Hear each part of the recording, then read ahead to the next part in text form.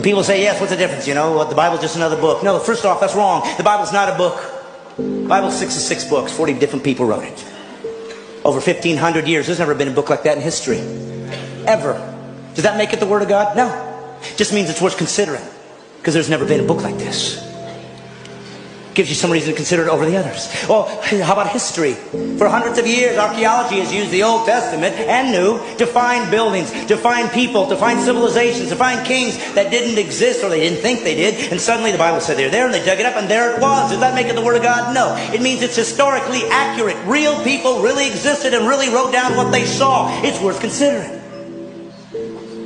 And then they said, we're going to have God show up. And lots of people said that. Lots of religions say it. Don't worry, we'll prove it as a rational God would do. I will do prophecies. I will show that I'm not trapped in linear time, that I can see beyond where you are. I will give prophecies to tell you what the guy, when I show up, when God appears on earth to reveal himself, I'll show you what he's going to look like. Over 300 prophecies. And then a man showed up one day named Jesus. And he said, I'm that guy. And he fulfilled all 300 prophecies. That's impossible. People could say, well, yes, they just wrote it afterwards and filled it all in. But we know that the first Greek translation of the Old Testament was done 250 years before Jesus was born. So how could they possibly know that he'd be born in Bethlehem? How could they possibly know he was going to be crucified when crucifixions didn't even exist as a capital punishment yet? How could they know that he'd be betrayed for 30 pieces of silver 250 years before there was a Jesus?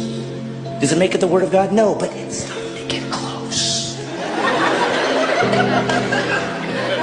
And then Jesus said he would fulfill these things and did miraculous things to prove I'm not just a guy talking like everybody else. Look what I've done. And some people believed and some didn't. That's how humans are. And then he said this, I'm going to prove it to you. I'm going to die. And I'm going to come back to life. Nobody's ever done that. And he died. And all those who were with him 3 years ran in fear, as would all of us. And they ran away and they said, I guess that we were wrong. And then something happened. Something happened that made all these guys come back and be willing to be martyred for this belief system, except for one. Of course, John was sent off, but everybody died a martyr's death. What was it for? Because they thought they were going to get rich? There was no riches here. There was no riches. The Roman government hated them. They wanted them destroyed. They'd use them as people that could be eaten alive by animals for sport and entertainment. You were kicked out of your culture. The Jews weren't going to take you in. So there was no value there. There was nothing good here. There was nothing here to gain. And they all still died for what? Because they found a new religion? No, for one reason. They said this. I saw him die. And I saw him come back. And that's it. You don't have to believe it. And why did he die? So he could have a perfect life? No, so you didn't have to go to hell. Well, I don't believe in a God who would send people to hell. He didn't give hell for you. That's what's great about Christianity. It gives you all the answers. Hell was created for the devil and his angels. But it was part of the rules he put into nature, into the nature that we live in. Anybody that rebel against him, this is where they're going.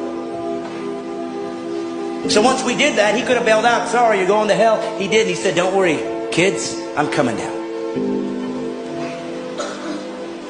So if you go to hell, you chose it. And you will not sit there and argue with them. You'll know what you've done. And if you're an atheist, let me tell you something. That's your dilemma. If we all die and there is no God, it's just eternal unconsciousness, you'll never know. But if you're wrong, you'll know forever. And it's not a gamble anyway. You should take. Well, what are you saying? I should just believe in Jesus so I don't go to hell? Pretty much.